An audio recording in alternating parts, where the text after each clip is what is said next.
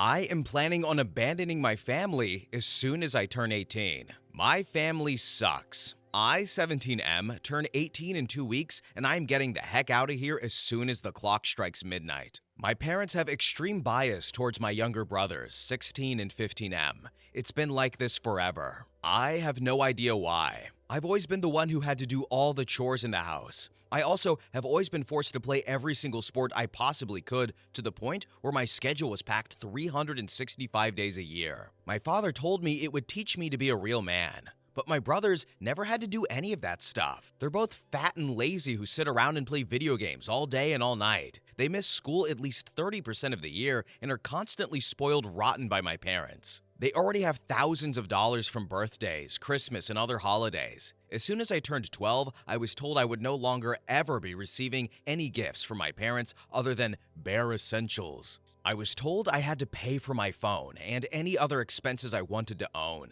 and to never ask for anything. I wasn't able to own a phone or anything really special for myself until I was 16 because I couldn't find any actual jobs that paid good money. My parents also expect me to take care of my younger brothers when I'm an adult. My younger brothers have both decided that they will not be going to college and do not plan on working a day in their lives. My father told me, "We kept you alive, you owe it to us. F you. I'm leaving a nasty letter on the table when I leave and changing my phone number, emails, and everything. They will never be able to contact me no matter how hard they try." I know my younger brothers are going to be screwed for life since they have zero experience on how to survive in the real world, but I don't care. That is my parents' burden now. I hope they go broke from having to fund my brothers' lifestyles, and I hope they lose everything. I have no sympathy for these people, and I will never feel bad no matter what happens to them. The only thing I owe to my parents is the fact that because of their crappy treatment over the years, I am well capable of surviving on my own in the real world. I will be going to college to study finance in Virginia. They have no idea I've been accepted to any college. They never asked. And I'm also very physically fit due to playing 6 sports a year. However, the trauma will never go away. They took away my entire childhood, and I will never forgive them for that. They can all go F themselves. First update.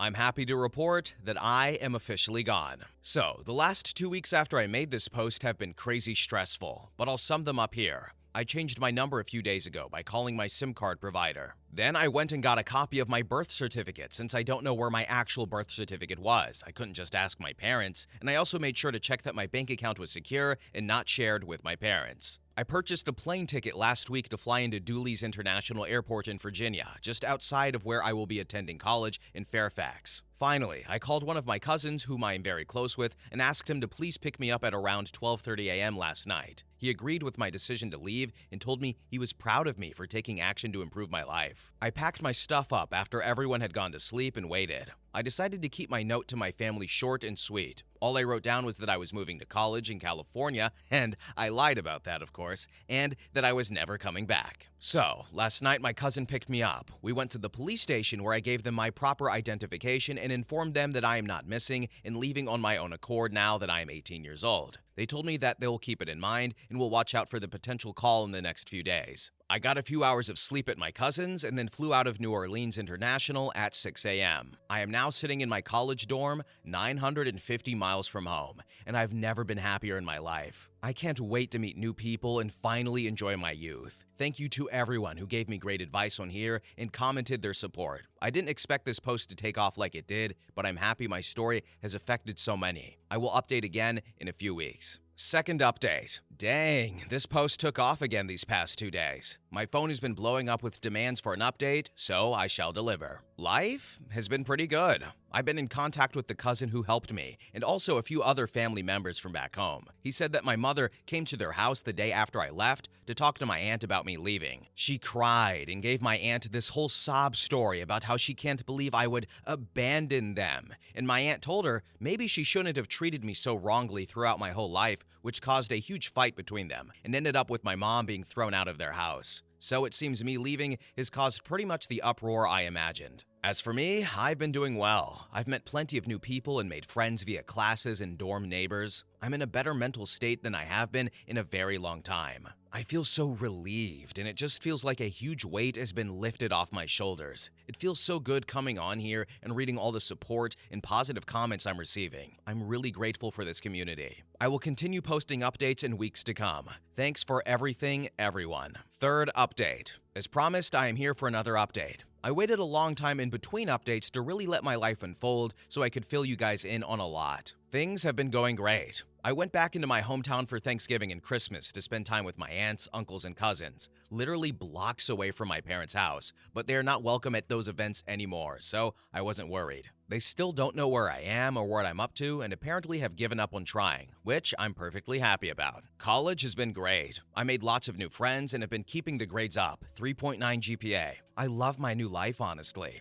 I never went to therapy or anything, despite numerous suggestions from some of you, but I feel like I've done well enough without it. I've learned in these months how resilient I truly am. I got 2 jobs on the side at different restaurants in the town around campus, mostly dishwashing and working on salads. Simple stuff, but I'm making enough side cash to provide for myself. Since I got a free ride to JMU, I don't have to worry about a college savings account or anything, so that's a huge plus. Thanks for all the continued support and comments over the last few months while I have been silent. I hope you guys enjoy the update, and I will be back someday. Much love. Then in the comments section, a lot of users were speculating as to why the parents treated OP so badly, and there were 4 reasons why. 1. He was unplanned and the reason they had to get married. 2. His mother got knocked up by someone else and the father stepped in and married her. 3. His parents were already together and he was an affair baby. And 4. Several commenters offered the theory that OP is gay, and one said that some comments on OP's original profile seemed to indicate that. And some find number 4 the most plausible theory given the comments and the father's weird hang-up about making a man out of him through manly sports, as he puts it. So, I don't think we've ever wrapped up a story like this before with a comment section consensus or something like that, but it seems like they went on OP's profile. By the way, all your comments on Reddit are public. You can't hide them, so that's for the world to see. I honestly, at the start, was thinking maybe they have a problem with OP's sexuality, so maybe it is the gay thing, and, you know, making a man out of him and manly sports, maybe that's something to do with it. But you know what? It doesn't matter. They're out of OP's lives. I don't care about them. You shouldn't care about them. They're gonzo, okay? They will pay for their crimes having to deal with 2 fat slobs as sons. But anyway, as for OP, he's about 1,000 miles away from those loser parents and that terrible family. And you know what? Despite the way how poorly they treated him, it's prepared him to essentially leave. They've allowed him to be self-sufficient. So, I mean, like he said, he's got to thank them for that. And now it's working out. He's in college. He's got jobs. He's got money. He said he's buff and ripped, apparently. He's not going to therapy. Maybe he should. I don't know, because that's traumatic childhood stuff. But OP seems well off and way better without his family. But anyway, next story. Story number 2.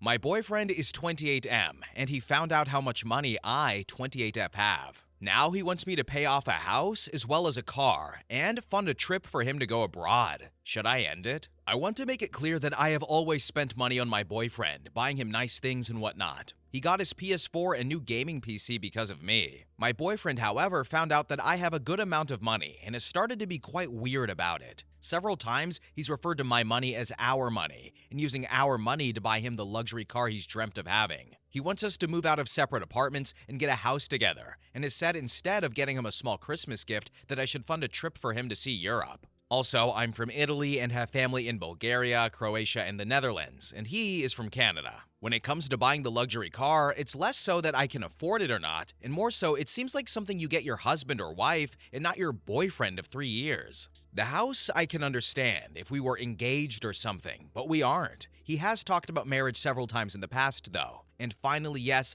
I can afford a trip for both of us to tour Europe. But whereas it's something I might have thought for us to do before, he only brought this up after finding out I do have the money to pay for it. So, is this reason enough to break up with him? Then in the comment section, OP elaborated on having experienced this before and said, "Yeah, the sad thing is this is exactly why an old relationship ended. It got serious, boyfriend found out about the money, started going nuts and demanding things. Then OP elaborated on how the boyfriend found out and said, "He found out because we went to visit my family in Italy, and my parents, grandparents, and the two sets of aunts and uncles that we visited all have very large, lavish places. I live in a smallish apartment that suits my needs, but the difference between my apartment and my home back in Italy was very noticeable. He asked me what was up, and I told him my family is wealthy, but it's not something I try to let define me. The relationship was pretty good up until he found out. I would hate to break up with him because I do love him and love being with him, but the way he's been acting, plus past experiences, pretty much tells me things are only going to go south now. I was treated very well, I was happy, and yes, he has a consistent job." Then one person asked OP on why she buys gifts constantly and said,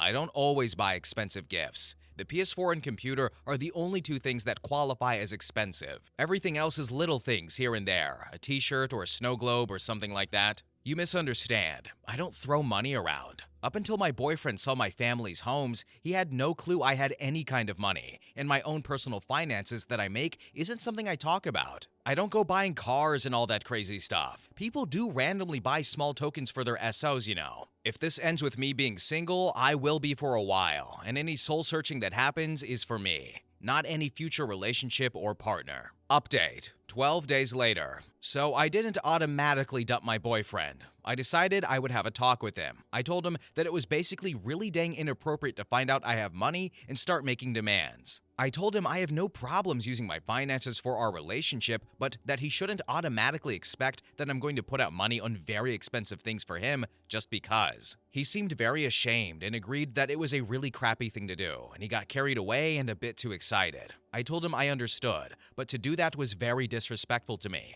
in the time we've shared together, because it made me feel like all of a sudden my money is what mattered. For a little while, it seemed all was well. Then the other day, we were having a minor argument over something that turned into a bigger argument, and he said something along the lines of, "Well, you don't even want to use what you have for us, so maybe you've never effing cared about me." He got really quiet, as though he knew that was a crappy thing to say, and we didn't talk until 2 days later. I was really angry. I was going to talk things through with him. However, this came the relationship fatality. He told a couple of people we're good friends with, despite me asking him to keep the money quiet, that I was really rich and could afford tons of stuff. How did I find out? Saturday, we all went drinking together. He gets a bit too much in his system and orders an expensive bottle of wine. One of our friends was like, "Who orders that crap? We're good with our beers and that's too expensive." Our other friend piped up and was like, "No, it's good. OP is really rich. She can pick up our tab tonight." Cue several other people who I've never told about my family's money suddenly grilling me on why I never trusted them enough to tell them about my money. And oh, I thought we were friends and that kind of thing. So, I broke up with him the next day. He's been blowing up my phone all day, but F him.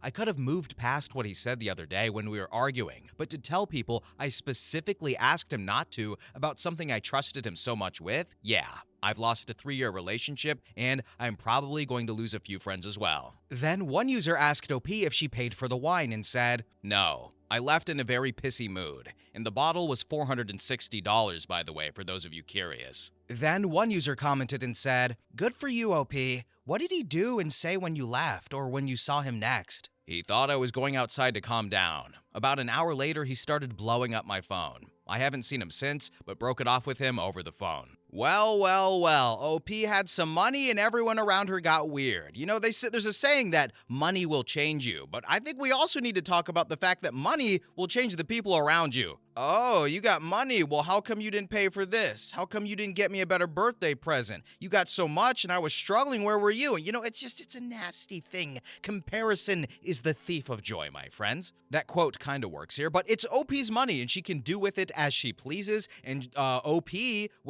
the ex-boyfriend was told to keep a secret and was trusted with a secret, and he broke that. And now he doesn't have a rich girlfriend anymore. So L for him. When you get some money, you can talk about it if you want. If you get a lot of money, it's best to keep it quiet. But you can trust me, though. I'm cool. The only thing I want is ice cream, people. Anyway, next story. Story number 3. My friends and fiance decided to harass me on stream. I have been streaming for 2 weeks now, and tonight I was streaming by myself. My fiance was out playing board games with some friends of ours. I asked him to stop into the chat at some point because I thought it would be nice to have him pop in. I talk about my fiance on stream occasionally, and have gotten a request or two to see him show up in the cam. Tonight started off well, with some new viewers as well, attracted by some VODs that someone made of a tournament I participated in. And then I got some new people in the chat. The tone to their messages made me wary, so as soon as I saw the erect figure start to show up in chat, I banned people. And then my phone started blowing up. I saw it was a friend of mine at board game night, so I figured she just wanted to chat about random stuff. I let it go and kept playing. And then another person started showing up in chat and being kinda sleazy. "Do you have a boyfriend?" saying stuff like that. I started to think I was getting a mini brigade by trolls. Then my fiance's username shows up in the chat, and I jokingly ask if he wants mod powers. I say it's him on stream, thinking it'll help other guys get the message. Meanwhile, I've got a quick lull in the game, and I figure I'll check my phone to see what my friend desperately needs. First message I read: "OP, unban me, I'll be good." Oh my god, it was my friend. Figuring she's learned I'm not going to put up with that crap after the ban, I decided to unban her. And the rest of the picture shows up immediately, so I immediately ban, and I am appalled. Meanwhile, my fiance has started the freaking hashtag about the puppies, referring to our dogs, I thought, but apparently it's about showing someone's chest or something, and then does the Pikachu thing in chat. The guy I've admitted and openly adored on my chat is revealing himself to be an immature a-hole as a prank on my chat in front of my viewers when I'm trying to gain an audience. To top it all off, after all my other viewers are chased away, save 3, the last friend in there starts talking about rehearsal dinner coordination for her wedding in my chat with absolutely zero context for my viewers. My stream is not your dang group chat. I feel so hurt and humiliated. After they all left before I could ban them. I'd lost all but one of my viewers. I had to switch to my cooldown game that doesn't require as much concentration because I was reading my fiance the riot act for doing that. He said that he understands my being upset, but I'm reacting poorly, and says that I shouldn't ban art. Oh, F that. Suggestive stuff's not going to be allowed on my chat, period. And the Pikachu was a mistake, apparently. Apparently, with my attitude, my channel won't go well, according to him. Oh, really? So tolerating your BS would have kept me viewers after I had been steadily increasing my viewers and followers? What? He did apologize and insist on talking more when he gets home instead of over chat, but I'm sorry, I'm so hurt right now. I can't believe that people I name my friends would do this to me. Sure, it's light harassment, nothing at all compared with the sorts of messages I get occasionally on LinkedIn even, and my fiance admits that I handled it well with the bans and not discussing/cussing out the trolls on stream. But I feel so betrayed. They wouldn't do this to our guy friends if they were on stream, and my fiance didn't even defend me. He basically encouraged it. If I need to move this post or whatever, let me know. I just need someone to tell me that I'm justified in feeling this way. My very first case of trolling, and it came from the people I thought could support me. Update: 2 days later. Okay, first of all, thank you all so much for being there, virtually, when I really needed some support. I'm really new to this sort of thing, so I wasn't sure if my expectations of what chat would be were too high or how other people would react in similar situations. The virtual hugs and suggestions were wonderful at a time when I really needed them. So, on to the update. Obligatory clarifications to answer a few common themes in the comments. 1. This is the first time my fiance has done something this disrespectful, which is why I was shocked, and it's entirely out of character for him, and we've been dating for 3.5 years and living together for 1. 2. He knew it was important and has been very supportive in my efforts prior to now, loaning me his headset, helping me set up my dual monitors, and he's offered to fix the wonky arrow thing going on in my broadcast. 3. I honestly didn't really care about the stupid stuff coming into chat. Less than 24 hours after this all went down, I had a rando troll asked if I ever showed my breasts on stream, and I laughed it off and bonked him with the ban hammer. It was the fact that my friends and my publicly acknowledged fiance thought this was appropriate on a stream that I ran. I was hurt and humiliated and confused, not to mention furious that they ran off my regular viewers. And yes, I know how my regulars work. I've got training in demographics and audience retention from my day job. And 4, finally, they were all drunk and together at the time. So, what happened? Well, not 10 minutes after I posted my story, my fiance came home. It was comparatively early, too, and I found out later that he'd come home after our text conversation because he didn't want to have a conversation like this over the phone or via text. He's an in-person kind of guy for important stuff. He found me absolutely sobbing, like snot dripping, shoulder shaking, whole 9 yards crying. Again, it was not the comments that hurt me, it was the people behind them. He started insisting that it wasn't him behind the catfishing comments that the bride friend was making. By the way, part of the original harassment was someone pretending to be a loner type guy looking for a girl to be nice to him or something like that. Anyway, after my husband said it wasn't him,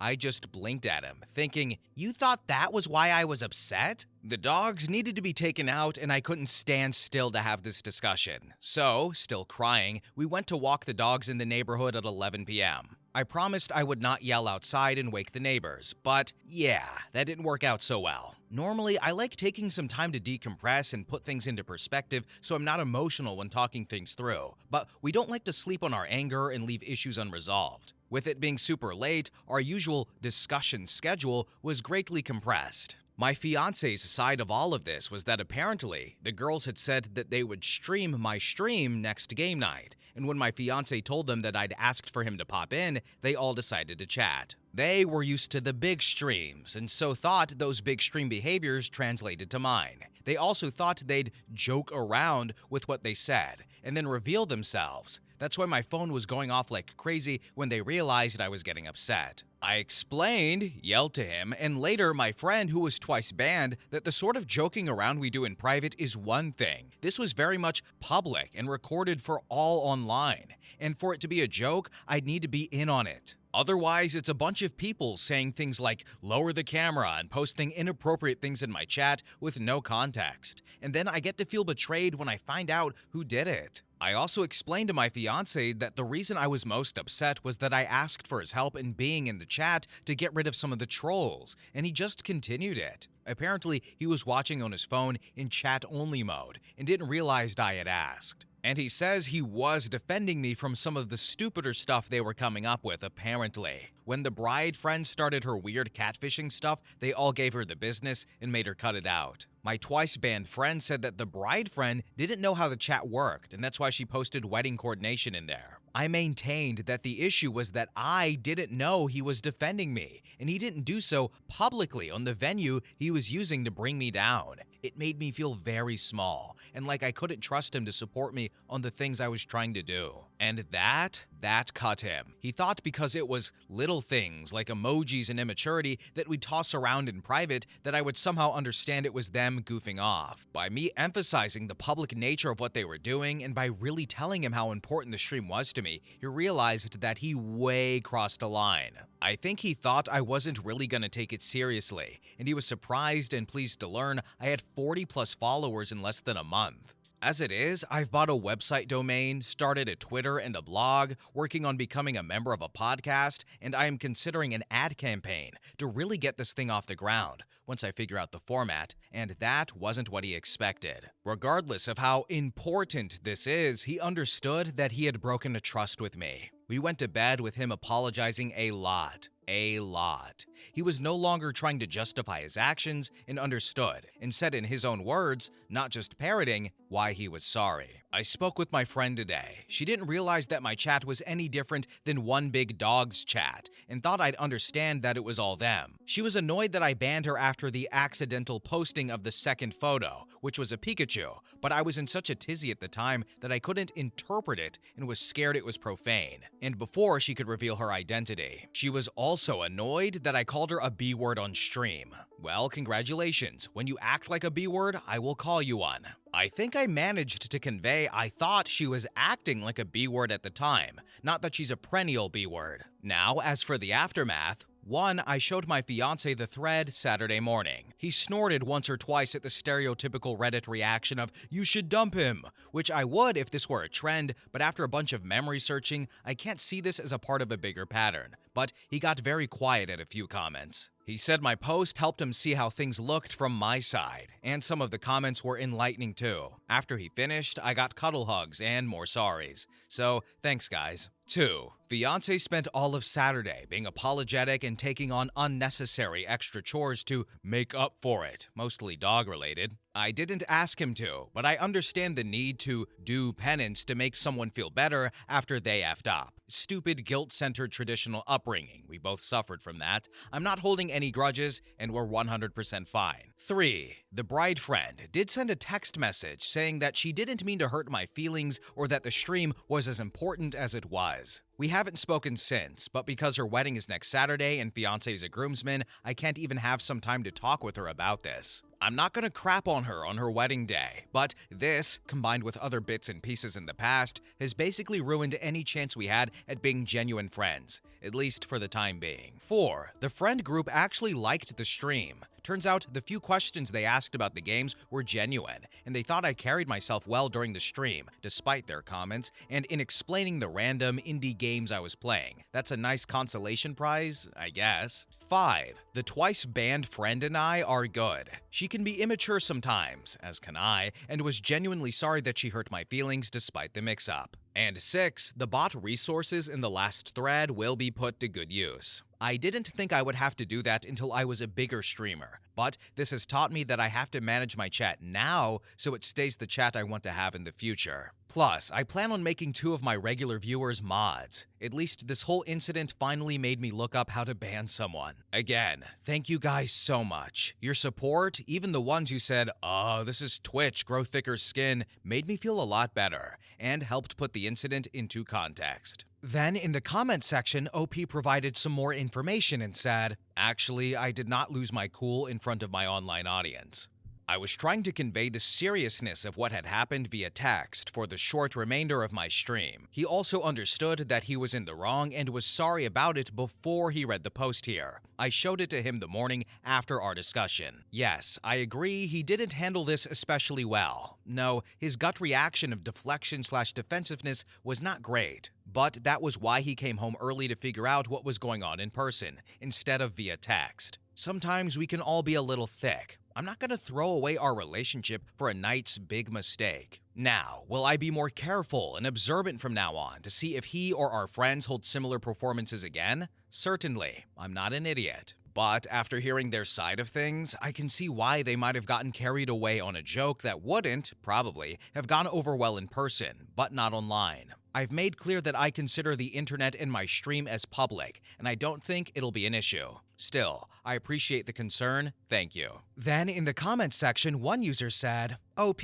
the friend that you said is getting married and that you aren't genuinely friends with, how do you know her?" She is the sister of the twice banned friend, and she's engaged to my fiance's best friend since high school. She's the newest to the friend group. Okay, so despite this applying to maybe 40 to 60% of stories, I usually hold on to this complaint because it's not that big of a deal, but I felt the need to say that OP just types her sentences really freaking weird. Like, so many hyphens and too many parentheses. It was just really weird to read. But anyway, that's not important. As for the story, I don't really care. Like, maybe it was me being annoyed with the way she's typing things up, but like, I was just like, I just wasn't invested or cared much for this story. I've streamed before, so I can kind of understand where she's coming from too. And I've had friends come into my stream or other people come into my stream and I'm just like, guys, can you not act like that and stuff like that?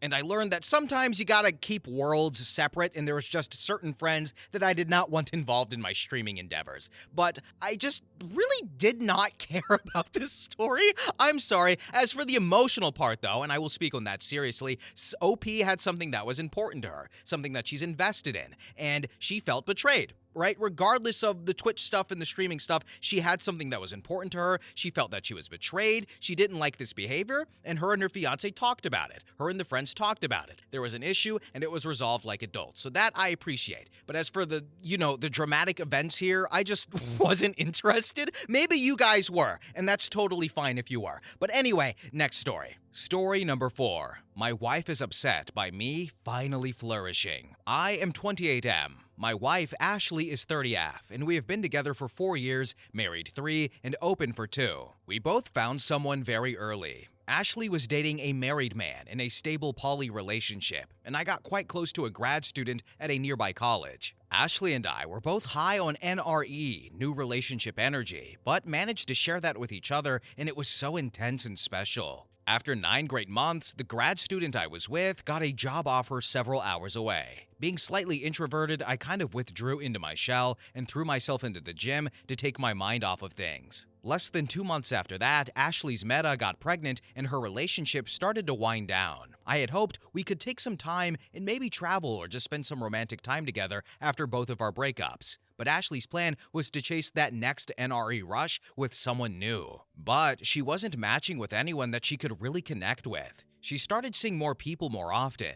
Then she scheduled a date with a new guy on Saturday night, which had always been our date night. We argued and she ended up not going out with either of us that night. She insisted we change our date night to Thursday because Friday and Saturday were better for her other partners, especially if they wanted to do an overnight. All of this caused me to spiral a bit, and I was practically living at the gym with no real enthusiasm for dating for months. The upside was I lost 35 pounds and really pumped my arms and upper body. One of my friends, Keith, from the gym, talked me into working at one of his clubs on Friday and Saturday as a barback since they were crazy busy. It's a mixed crowd, LGBTQ+, with a big dance floor and a drag show. By the 3rd week, I was bartending, and the MC was teasing me and grabbing my butt as a part of her act. I started getting hit on, which boosted my confidence, and went from introverted to the other end of the scale. After about 3 months, I noticed Ashley making snide remarks about my working and staying out all night, as I think she was a bit annoyed or jealous I was having such a good time. She was still getting dealt crappy cards from a stacked deck, as she put it, rarely getting more than 3 to 4 dates from any one guy before ending it or getting ghosted. Meanwhile, I'm going to after parties or hooking up and not getting home much before the sun comes up. Then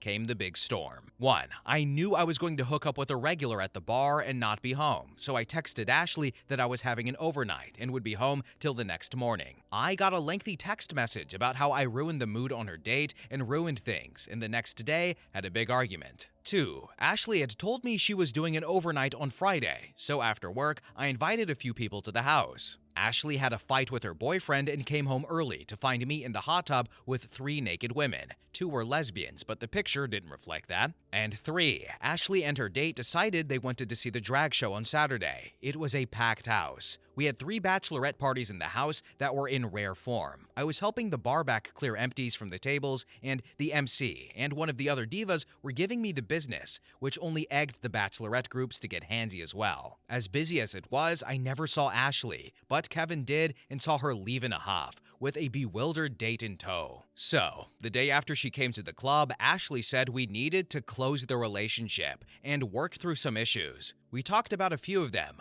mostly me not being available in the weekends and not prioritizing our relationship. I had to remind her that she was the one who prompted us to move our date night from Saturday to Thursday to accommodate her boyfriend's schedules. She brought up how hurt she was when she had a fight with one of her dates and came home early to find me in a hot tub full of women when she needed me to be there for her. I told her, for once, I was getting to enjoy the same freedom she had, and if she was having issues, then maybe she should take a step back and close her side while she got some individual counseling to learn how to deal with her issues. I have not missed a Thursday date night with her, although she can spend a third of it on her phone with other guys, and that's supposed to be okay. And I brought up how she literally sends 30 text messages to my one. Last night, she brought it up again, and I said if she wanted to close the relationship, we could close, but it would be permanent. No dating or online flirting. She would have to delete all her dating apps and Snapchat, all her phone numbers of past hookups, everything. I made it clear if we went down this path the next time she wanted to so much as have dinner with another man alone, it would be as a single poly woman. Obviously, she didn't like my idea and said it was unfair. And personally, right now, that isn't something I want either. But I'm not going to just let her pour cold water over my side to appease whatever is going through her head right now. Now, here are some relevant comments. User 1 said, "Yikes, it sounds like neither of you have tended to your relationship with each other in quite some time. Initially her, and now both of you. You both seem to be prioritizing random hookups before each other, when your priorities should be the other way around. Each other first, your dates second."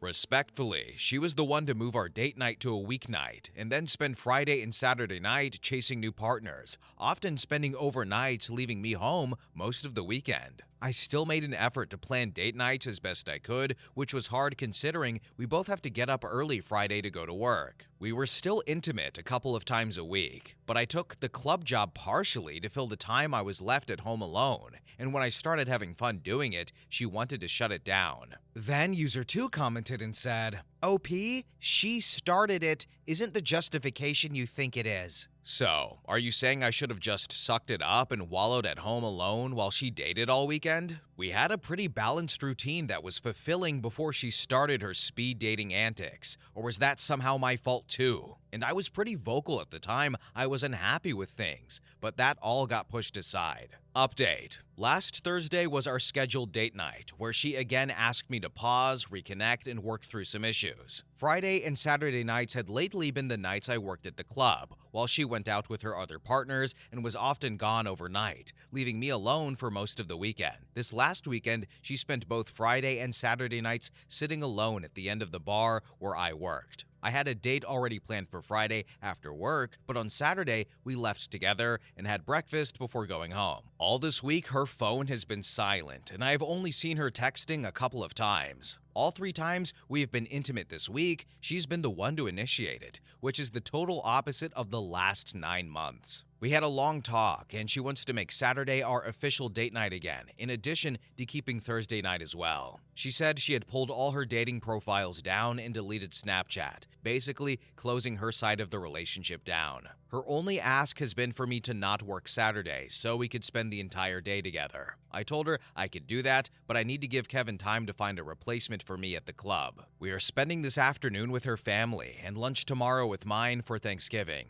Ashley has a new individual therapist that she will start seeing next week and wants an extra session with our couples counselor for the next couple of months. She hopes, but hasn't pressed, that I will close my site as well, but I haven't made up my mind yet. I guess I will wait and see for now.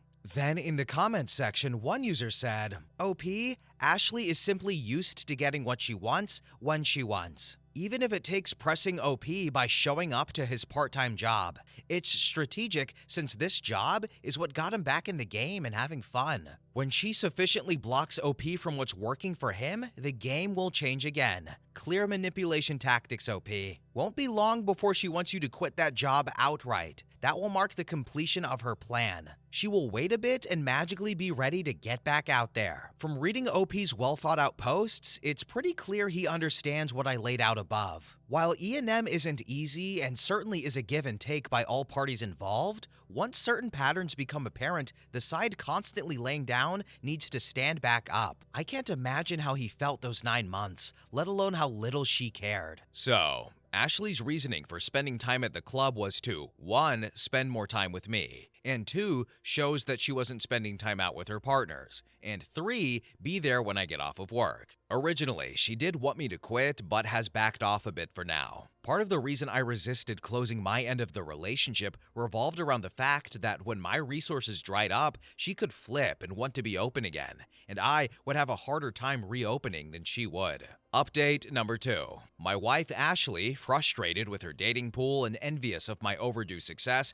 wanted to temporarily close our relationship to work on our relationship, which had suffered, largely due to her neglect. I refused to close unless it was permanent, but said I would meet her halfway. I agreed to quit working Saturday nights at a bar and make sure that Saturday night was our date night once again. She was the one who moved our date night to Thursday because Friday and Saturday worked best when she was dating. She did shut down her side and deleted all of her apps and profiles. So, we started going to couples therapy every other week, and in the weeks in between, she was seeing her personal therapist. I was able to get her to understand and take the blame for how I suffered, and we worked through a lot of our issues. Our therapist had us work on what we each wanted going forward and to devise a plan to manage our expectations. Some of the rules were made to manage NRE and respect each other. These were not boundaries that could be pushed, but rules that had serious consequences, either closed permanently or separate pending divorce proceedings. 1. Thursday and Saturday night were our date nights. No phone calls or text messages with other partners. 2. On nights we were home alone together, there would be no texts after 7 p.m. 3. Each of us was allowed 2 dates per week with other partners. 4. No phones are allowed in the bedroom. 5. No hosting partners at our house. And 6. All partners will be informed of these rules and be expected to honor them. We spent about 6 weeks rebuilding our relationship and trust. I had one person I was seeing, but she was still closed for the most part. A month ago, in one of our sessions, she asked if I was comfortable with her seeing people again, and I said I was okay as long as she followed what we had talked about. She started talking to Fred, and they went out a couple of times and slept with each other on the second date. No overnights yet, and they both have been good about texting per our agreements. Last week, Ashley said a friend of hers was going to be in town on Saturday, and she wanted to have dinner with him. I asked if that was how she wanted to spend date night, and she said just this once. She said he was just a friend and was only in town for the day, so I said sure, why not? Fast forward to Saturday, she is getting ready, getting dressed up really nice for just a friend. She came out of the bedroom and I got up and grabbed my jacket and keys and asked if she was ready to go. She asked what I was doing, and I said we're going to have dinner with your friend tonight, right? She said that wasn't exactly the plan. I apologized and said that's what I thought she meant about having dinner with him on our date night and suggested she text him and tell him it would be the 3 of us for dinner. After more discussion, she did send him a text message that she would be unable to make it for dinner. We ended up getting a pizza delivered and talking most of the night. Sunday morning, we slept in and she woke up like nothing had happened and rolled over on top of me. This week, the subject hasn't come up and she has been pretty loving. Monday, we have couples therapy where I'm sure one of us is going to bring it up. Hopefully, it's just a small bump in the road, as we have been better together than we have been in a long time. This Saturday, we are celebrating my promotion, and I am surprising her with a trip overseas. Now, here are some relevant comments. User 1 said, I find it odd that you would try to join a dinner that you were not invited to. Reading that felt like you were intentionally looking to provoke her or ruin her evening. I can appreciate being upset if you two had plans and she was breaking them to be with the friend. As written, it didn't look like you two had plans that night, other than it was date night. In my household, there is a standing date night, but one of us still has to ask the other out, make plans, etc. This didn't read that way to me, like you two didn't have a specific date already happening. I could be wrong though. Maybe you left that part out about actually having plans with her that evening. So, we have gone on double dates before and on date night before, and I asked it this way on purpose. If he is just a friend, then why wouldn't I want to meet him? And why would she be upset? Either way, I'm not going to let her slip into her old habits of breaking our agreements again. I gave her the option to go if she really wanted to, but she knew that would mean breaking our agreement and she called it off. Then user 2 commented and said, Ha! Seems to me, based on her canceling the day after finding out you were going, to that she obviously intended this date night with a friend to be way more than that. I suspect you think that too. Otherwise, why cancel it? If my hunch is right, then that brings up trust issues, doesn't it? I think you definitely need to explore this friendly date night further at your next counseling session together. Good luck. Then user 3 commented and said, The only thing I would suggest here is more direct communication. I don't think you're wrong, and I don't think you're 100% in the clear. You're doing a great job being firm in your rules. I'm just suggesting you say it up front. And she is far from off the hook because she could have directly told you she intended to meet him solo. She tried to skirt around agreements and you put your foot down. I did not come straight out and tell her no, not on our date night, because I knew she would sulk and try to wear me down like she used to. And as she got closer to leaving, it was clear my hunch about what she had planned was correct. If I had let her go, she would know that I would cave whenever she wanted to bend a rule. The last few months, we have had 0 issues, and it has been nice. I have been thinking about quitting the bar gig altogether. It was never about the money and more of a social outlet. So, when I saw her old patterns starting to reemerge, I wanted to slam the door on it once and for all. Was it a blindside? Yes. But it gave her 0 time to manipulate me. We had all week to talk about it, and she finally came clean. He was not an old friend, just someone that she had been talking to online for a couple of weeks. Then user 4 commented and said, So, OP, with your wife admitting that he was not a friend, what are you going to do? She's obviously not only trying to bend your agreements in her favor, but she has no qualms about blatantly lying to you. Do you still think this is gonna work? It is frustrating for sure, and we will address it in therapy next week. Things have been so much better lately, and were looking so promising before this episode. I feel like she is trying to change, but it's not like a light switch that she can use to change all her behavior at once. I would like to get past this, but I admit my patience has been stretched to the breaking point. She is also aware that I talked with an attorney last November when things got really bad,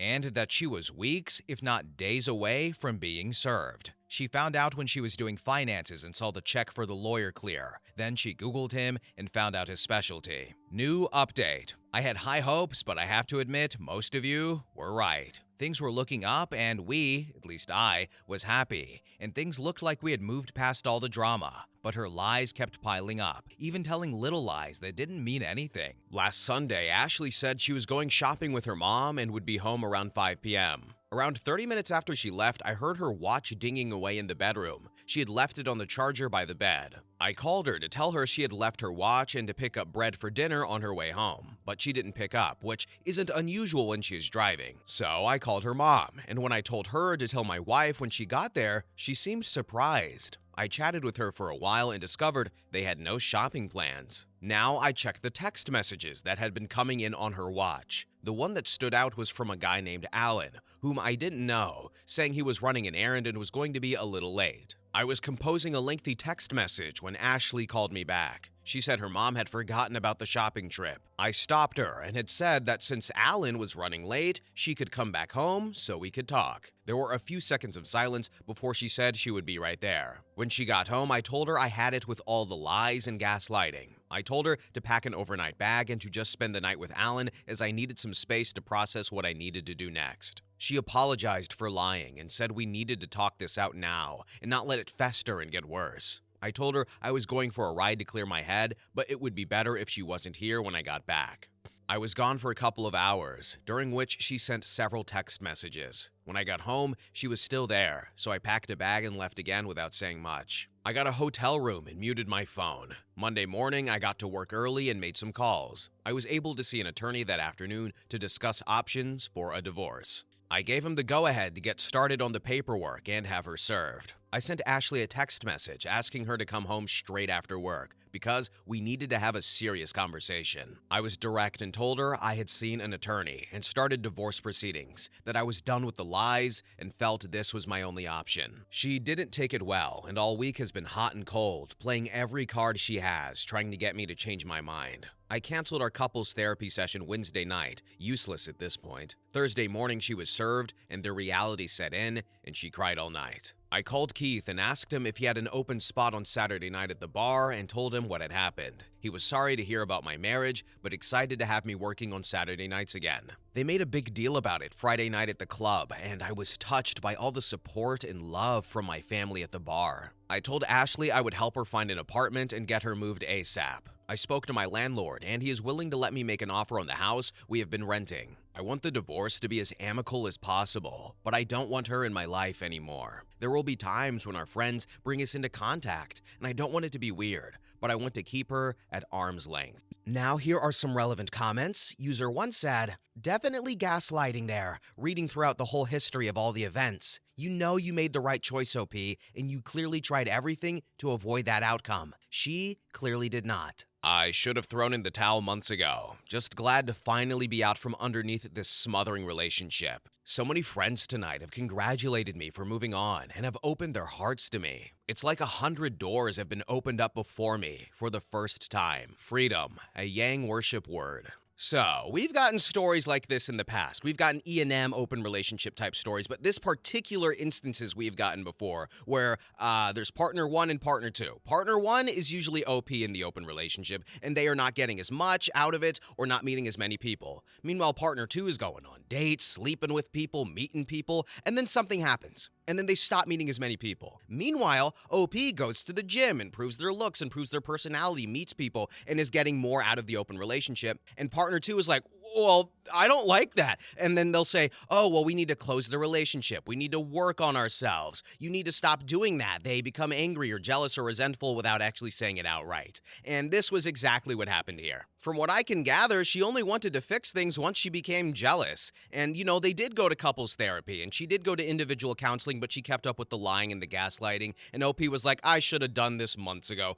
Deuces. And he did just that. Next story. Story number 5. Will I be the a-hole if I told my younger sister's fiance that she lied about my older sister when they met? My older sister, Kay, F32. My younger sister, Jess, F28. My younger sister's fiance, Matt, M32. My older sister, Kay, and Matt met at work 2.5 to 3 years ago. He was hired in as a consultant at her company on a few months' assignment. They became close, but nothing happened because they probably didn't think it was professional. I think both, or I know that my sister at least, was hoping that it would develop to something more when his assignment was completed. Kay is a very shy and private person, but even with that, she could not stop talking about Matt to Jess and me. When she turned 30, we encouraged her to invite him as well with the rest of her close friends from work. She was very hesitant and panicked at first, but then she thought, yeah, why not? His assignment was almost done anyway. Then Matt and my younger sister Jess met at that party. 6 months later, Jess told us that she and Matt are a couple. This devastated Kay, and I knew that even if she had held herself together and pretended to be happy for them, I almost made her confess her heartbreak to me because I couldn't just let her hurt alone without any support. Kay said that after her birthday, Matt changed towards her and was even a bit angry. Then when he left, he stopped talking to her altogether. Kay said that she probably misinterpreted his interest in her. I know that she is still heartbroken about it. Matt was assigned with her company some more times again, and it was awkward at first, but eventually they were friends again.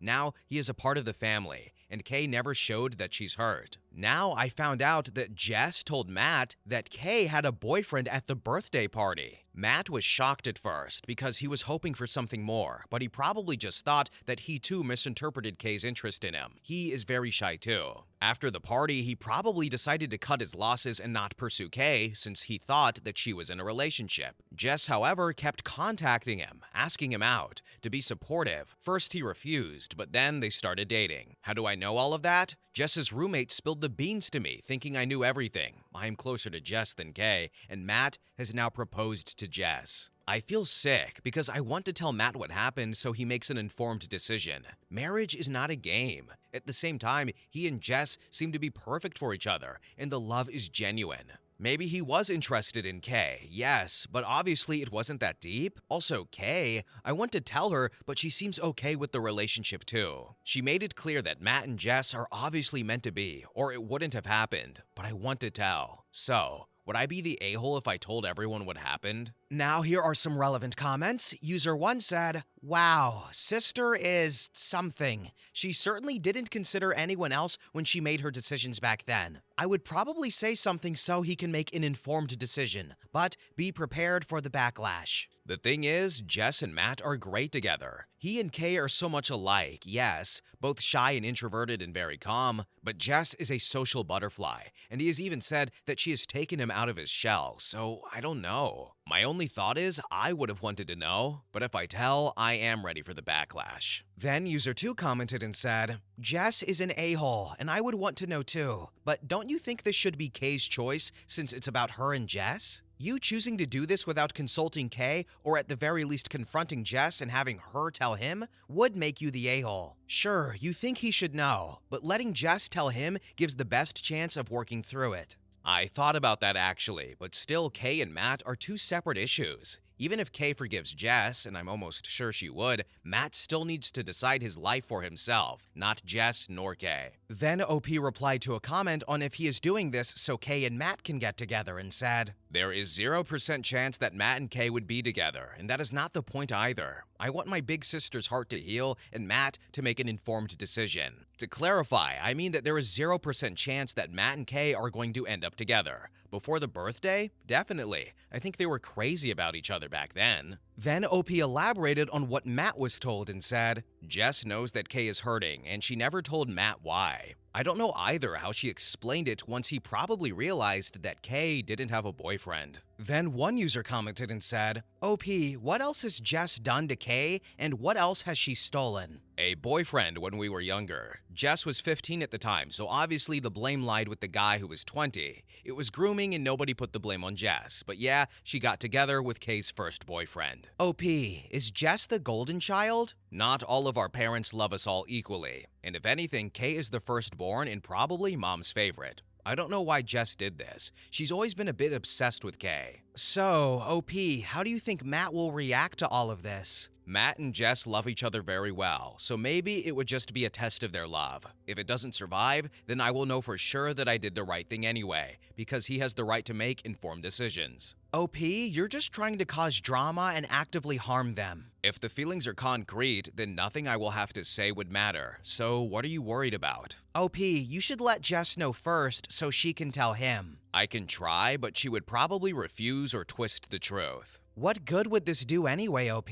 What do you mean why? I have already answered this, because if I was in a similar position, I would want to know how the marriage I'm headed towards has started. So, OP, it seriously never came up that Kay had a crush on Matt? No, it has never come up. Besides me and Jess, probably some very close friends, nobody knows what's in Kay's heart, and we only know because we know her well and can tell, and not because she tells us. After Matt disappeared from her life, she made sure never to talk about him again. When he came back as Jess's boyfriend, she just acted happy for them. I don't think they were talking about being together either back then, but they both just hoped that something would happen. I think when Matt found out that Kay had a boyfriend, he probably thought that he imagined things that weren't there about her being interested. Same for Kay. She probably thought that she imagined him liking her and was mistaken. Jess is very protective of Matt too. She had a very hard time accepting him working with Kay again, and she tried everything to make him find new jobs. Now I know why. We all just thought she wanted him to advance in his career because she is very ambitious. But he said he always loved his job. Then, when it was a fact that he and Kay were friends again, she made sure that she was always close by. Kay is very private and professional. I doubt she discusses her dating life with Matt, even if they are close at work. Update. So, yesterday, I did it. I know many here advised me to keep out of it, but I chose to go with my guts. Honestly, I have been very angry with Jess, and basically I thought it was time that she learned the consequences of her actions. If her and Matt's relationship is strong and real, then nothing would come between them. If it isn't, then I did the right thing. Most importantly, I did right by Kay. I used the opportunity that I introduced my girlfriend to my family yesterday. Mom teased Kay about being the only one left. I asked loudly, I can't believe that it has been 4 years since her ex went home and the pandemic hit, so he couldn't fly back, so he was announcing his engagement to another woman on Facebook, and that's how Kay knew it was over between them. Wink, wink. Jess was very nervous and wanted to change the subject, but Matt was shocked over how someone would do this to their girlfriend. I don't think he really did the math at first, and he didn't react. I was annoyed, to be honest. So I insisted. Yeah, when she introduced you at her 30th party, I really thought she had a crush on you because she never shut up about you. But a few months later, you and Jess got together. I said that it was confusing, and surely not only for me, but for the rest of the family. But then again, Jess had done this before and stole Kay's first boyfriend. This was followed by the loudest silence. I knew I went too far this time, but I couldn't control my anger towards Jess, and I wasn't going to sit there and hope Matt would connect the dots himself. Everyone was very silent, and Jess was staring daggers at me. Matt didn't say anything, and Kay was angry too, and said that it was a long time ago. Matt and Jess left shortly afterwards, and Kay asked me why I would embarrass her. I told her that Jess had lied to Matt about her having a boyfriend at her party 2 years ago, and that's why Matt ghosted her, because he thought that Kay was so shocked. She didn't know, as I expected. Mom was shocked too. This morning, Kay called. She wanted to know more. She told me that she was very heartbroken for the longest time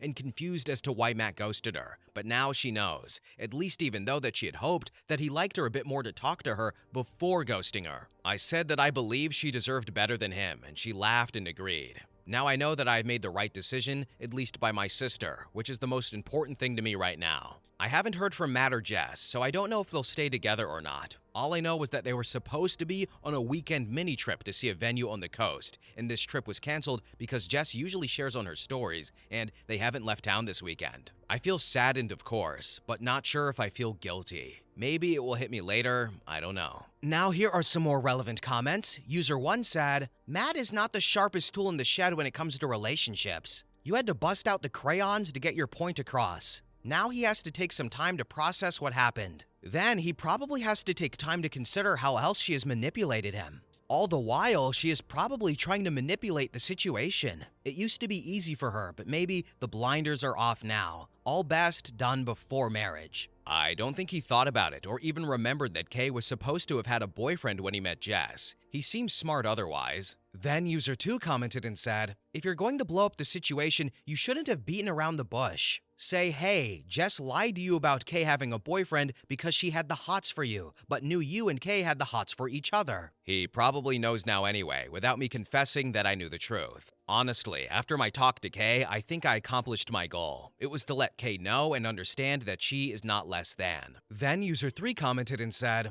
I think you did the right thing. I'm so glad you have Kay's back, and I hope Kay has yours as well. Wishing you both the best going forward. Yeah, she has my back, and she promised not to reveal that I did all of that on purpose. So long, it's just an innocent comment. Mini update 4 days later. Yes, Matt broke up with Jess, and Jess is angry with me, but she just thinks that it was an innocent comment. Matt, however, wrote Kay a text message explaining everything, so now everyone knows that way. Kay and Mom knew already, but they acted like they only heard it from Matt. Still, Jess is angry with me and has unfollowed me on everything, saying I ruined her happiness. I texted her that if her relationship was real, it would have survived an innocent comment like the one I made.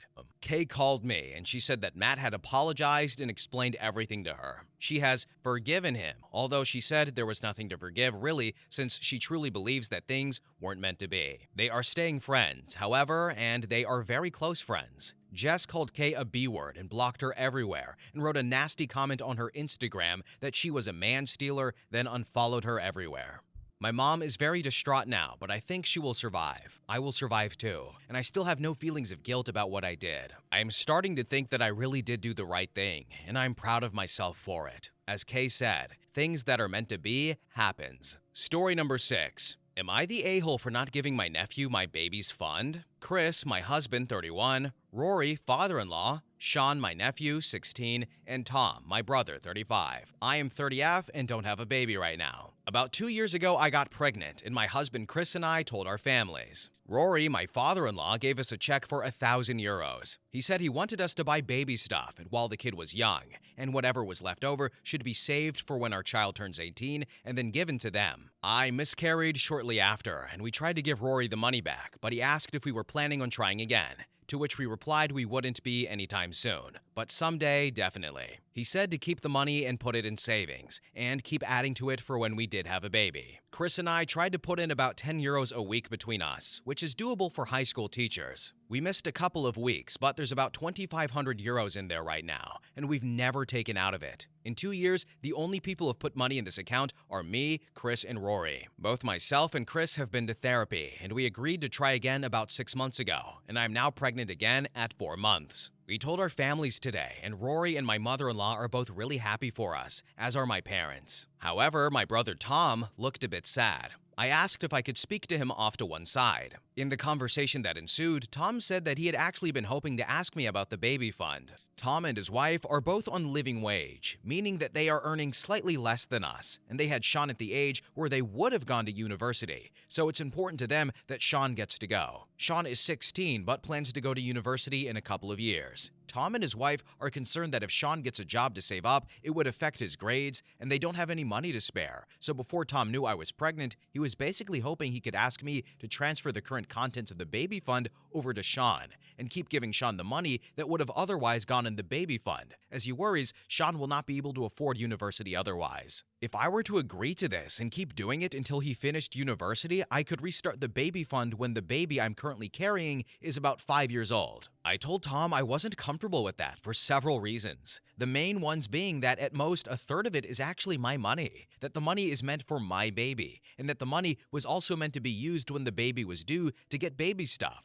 which we had struggled to afford otherwise on teachers' wages. I said I'd be willing to work something out, and that with the pregnancy, Chris is gradually taking on more housework, so maybe if Sean wanted to come over and do the garden or help with chores, I could pay him out of my money, not the baby fund. But Tom says that Sean can't be distracted from his studies. I said that while I love my nephew, I'm just not comfortable giving money meant for my child to Sean. So, am I the a-hole? Edit. My family has sided with Tom, as the baby isn't born yet, and I have time to rebuild the fund. Chris and Rory side with me in the fact that the money, as far as they are concerned, is for their child/grandchild. But Rory also said, do what you think is best. My mother-in-law wants to keep the peace, but the initial money was just as much her idea as Rory's. Also, clarification, Rory has no relation to either Tom or Sean, and no one on my side of the family, other than me, has made any contribution to the baby fund. Update. Hi there. Of all the things I was expecting to see in this thread, I didn't quite expect this. I am still pregnant, about 7 months, and my husband and I agreed to pay my nephew and niece to do some jobs for me around the house, and they have accumulated a nice chunk of cash each. Niece is at €100, nephew closer to 500, and this is to check out when they go to university. My brother is none the wiser, and thanks to their efforts, the nursery is ready to go.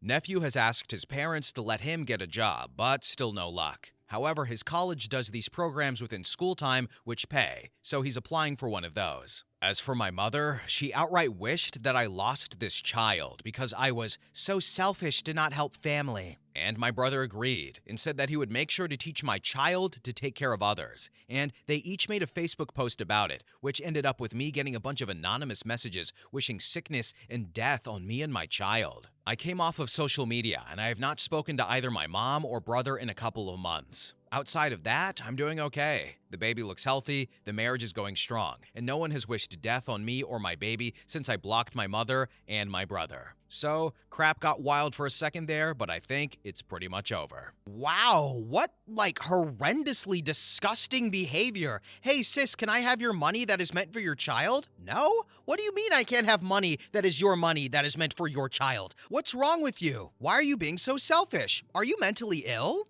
Oh, hello, daughter. I heard you're not giving money meant for your child to your brother. I wish you lost your child during your pregnancy. What is wrong with these people? Okay, time to compose myself because you know what? OP brought it up in a few sentences and brushed it off in the next. So that's what I'm going to do because she experienced that. I'm only reading about it. All right. And you know what she did? She blocked him and said nope. And that is good. So forget about those people. They said something horrible. They exposed themselves. And then OP was like, yeah, that ain't gonna work for me, boss man. Deuces. Anyway, as for the positives, the baby's looking healthy. She's at 7 months. The marriage is going strong, and no one has wished ill threats on her on the baby since. And Rory, don't think I forgot about you, big dog. You're a real one, man. All right. Shout out to father-in-laws who help out financially. Got to be one of my favorite genders. But anyway, guys, we're at the end of the video. Thank you so much for watching, and have a really good day. Bye-bye.